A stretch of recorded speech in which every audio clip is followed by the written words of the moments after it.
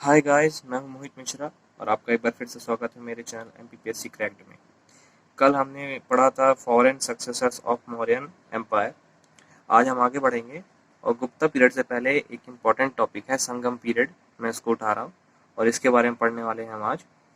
और संगम period south से related है, साउथ इंडिया से रिलेटेड है। उसके 3 वंशों के बारे में पढ़ेंगे: चेर वंश चेरास, चोल वंश चोलास एंड पांड्य वंश। इन तीनों के बारे में पढ़ना है आज हमको। तो बिना टाइम वेस्ट किए स्टार्ट करते हैं। आइए चेर वंश की बात करते हैं। द चेरास, इनका जो साइन था वो था धनुष। ये केरला और तमिलनाडु के क्षेत्र पर राज करते थे और इनकी कैपिटल थी वणजी। और ये नॉर्थ में व्यापार करते थे और मुजरिस और तोंदी नाम के जो बंदरगाह थे इनके मेन पोर्ट्स थे।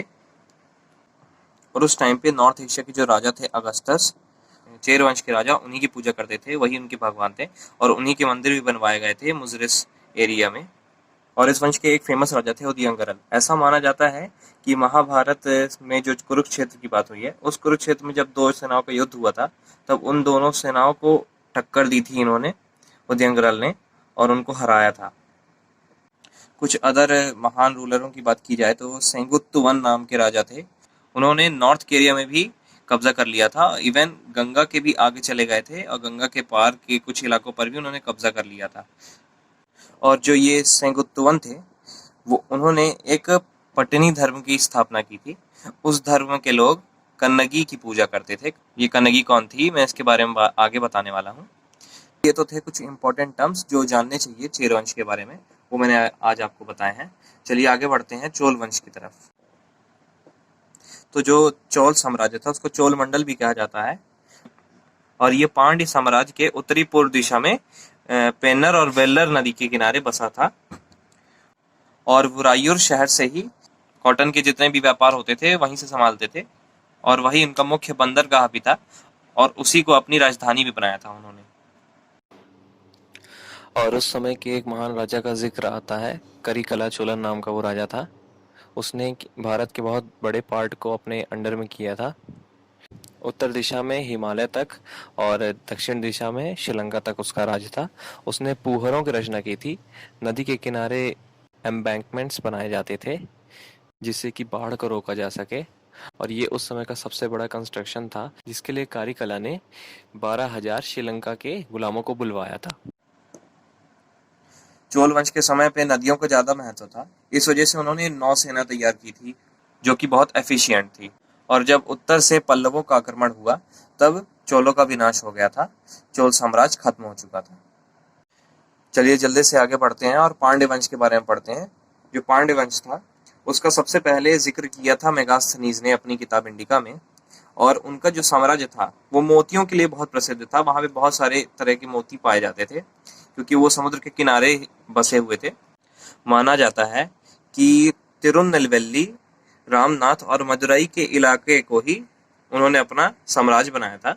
और मदुरई जो कि वैगई नदी के किनारे बसा हुआ है उसी को अपनी राजधानी भी बनाया था। और उन्होंने विदेश से व्यापार बढ़ाने के लिए कई दूत भेजे। रोमन्स के साथ भी बहुत सारा व्यापार किया। और पांड्य साम्राज्य के एक महान राजा नेंदु जलियन थे। उन्होंने एक निर्दोष को सजा दी थी, कोवलन नाम था उसका। चोरी के लिए उसको मौत की सजा सुनाई गई थी। जो उसकी वाइफ थी कन्नगी, उसने इसके खिलाफ आवाज उठाई थी लेकिन उसको न्याय नहीं मिला था। और इस वजह से उसने राजा को श्राप दिया था जिससे कि मदुरई बाद में डिस्ट्रॉय हो गया और सारे पांडे राजा भी खत्म हो चुके थे और उनका सारा वंश खत्म हो गया था। तो अभी हमने पढ़े साउथ इंडिया या फिर दक्षिण भारत के 3 बड़े महासाम्राज्य। अब आगे बढ़ते हैं और संगम एडमिनिस्ट्रेशन की बात करते हैं। संगम शासन प्रबंधन की बात करेंगे। उस समय राजा को मन्नम, वेंदनम और कोरवन और इराइवन, इन सब नामों से पुकारा जाता था। और जो राज्यसभा होती थी उसको अवाई कहा जाता था। और मैंने यहाँ पे कुछ महासभा के महासभासदों के नाम लिखे हुए हैं। मिनिस्टर्स को अमाइचर कहा जाता था और जो पंडित होते थे उनको पुरोहितर कहा जाता था। जो दूत होते थे, एनवॉयज होते थे, उनको दूतर कहा जाता था। और जो कमांडर होता था उसको सेनापति यर कहा जाता था। और जो जासूस स्पाइज होते हैं उनको उरर कहा जाता था। तो दक्षिण साम्राज्य जो था वो मंडलों में विभाजित था, और मंडल उर में विभाजित थे। उर का मतलब होता था टाउन, कस्बे, और जो कस्बे थे वो पेरुर में विभाजित थे। पेरुर का मतलब होता है बड़े बड़े गांव जो होते हैं, और जो पेरुर थे वो सिरुर में विभाजित थे, छोटे छोटे गांवों में। अब आइए आगे बढ़ते हैं और कुछ टैक्सेस के बारे में बात करते हैं। उस समय कराई नाम का एक टैक्स लगता था, उसको भू कर कहते थे, लैंड टैक्स। और इराई कर जो होता था, युद्ध के वक्त में जब पैसा जमा करवाते थे लोगों से, उसको इराई कहते थे। और उल्गू, उल्गू सीमा शुल्क लगता था, जब बाहर ट्रेड करने जाते थे तो बाउंड्रीज को क्रॉस करके जाना पड़ता था, बॉर्डर्स को, उसको उल्गू कहते थे उस कर को। और इरवू एक कर होता था, उसको मजबूरी से देना पड़ता था, एक उपहार, उसको मजबूर उपहार कहते थे। मतलब कि भले ही इंसान का मन ना हो लेकिन उनको उपहार देना ही पड़ता था। उस तरह के जो गिफ्ट्स होते थे उनको इरवू कहा जाता था। और जिन भी मंडलों से टैक्स इकट्ठा किए जाते थे उनको वरियम कहा जाता था। जिस भी जगह से टैक्स कलेक्ट किया जाता था उसको वरियम कहते थे, और जो टैक्स कलेक्टर होता था उसको वरियर कहते थे। तो क्या था कि जो दक्षिण साम्राज्य था वो घिरा हुआ था समुद्र और नदियों से। तो यहाँ की भूमि जो थी वो बहुत ही उपजाऊ थी, और यहाँ पे इरिगेशन फैसिलिटी बहुत इजीली अवेलेबल थी, पानी की व्यवस्था थी, कई नहरें भी बनवाई थी राजाओं ने, तो खेती अच्छी होती थी। ऐसा वहाँ के लोग कहते थे कि एक हाथी के बैठने की जगह पर अगर मैं खेती करता हूँ तो 7 लोगों का खाना उगा सकता हूँ। तो आप समझ लीजिए मतलब कितना फर्टाइल लैंड था और कितनी अच्छी इरिगेशन फैसिलिटीज थी। चलिए अब आगे बढ़ते हैं और संगम की बात करते हैं कि संगम क्या होते हैं और उस पीरियड को संगम पीरियड क्यों कहा जाता है। तो बात यह है कि संगम एक ऑर्गेनाइजेशन होता था बड़ा सा, जिसमें जो भी तमिल पोएट्री होती थी, बड़े बड़े जो भी लेखक होते थे, कवि होते थे, वो सब इकट्ठा होते थे और अपने विचारों को साझा करते थे। अलग अलग ग्रामेटिक्स और अलग अलग तरह के ग्रामर के रूल्स जो होते थे वो सब इसी में इकट्ठा होकर सब सुने, देखे और समझे जाते थे, जिससे उनको अप्रूव किया जा सके, है ना, तमिल में जोड़ा जा सके। तो उन बड़ी बड़ी सभाओं को संगम कहा जाता था। और ऐसा कहा जाता है कि संगम का जो पीरियड था वो लगभग 9,990 सालों तक चला, जिसमें 8598 पोएट्स ने, 8598 कवियों ने, और 197 पांड्य राजाओं ने भाग लिया था, उसमें उपस्थित थे वो लोग। तो लगभग 1000 साल के समय में 3 संगमों का आयोजन किया जा चुका था।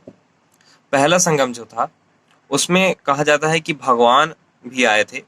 ये लोग भगवान मानते थे अगस्तस को, जो कि नॉर्थ के एक राजा ही थे, बहुत महान राजा था वो। तो उनको भी बुलाया गया था, वही हेड थे, और कई अलग अलग टाइप के ऋषियों को भी बुलाया गया था, और बहुत सारे पोएट्स भी आए थे।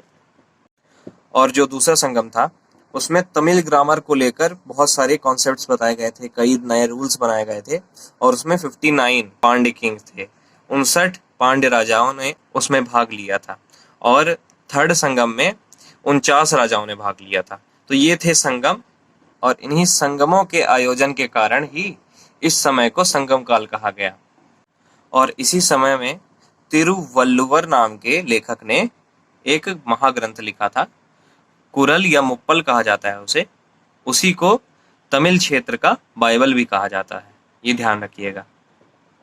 आइए अब कुछ महाकाव्यों के बारे में बात करेंगे जो कि तमिल भाषा में थे, और मैंने यहाँ पे 3 महाकाव्यों के बारे में लिख रखा है। शिलापादिकरम जो कि इलांगो अधिगल ने लिखा था तमिल में, और मणिमेकलई नाम का एक दूसरा महाकाव्य है जो कि सीतालई सतनर ने लिखा है, वो बुद्ध भगवान के अनुयायी थे। और तीसरा है शिवांग सिंदामणि जो कि लिखी गई तिरुत्तक देव के द्वारा, जो कि जैन धर्म के अनुयायी थे। तो ये थे 3 महाकाव्य, और आज हमने बात की संगम काल की। आज के लिए बस इतना ही, कल आगे बढ़ेंगे और गुप्ता पीरियड पढ़ेंगे। आई होप आपको समझ में आया होगा। So thank you guys for watching my videos. जुड़े रहिए एमपीपीएससी क्रैक्ड से।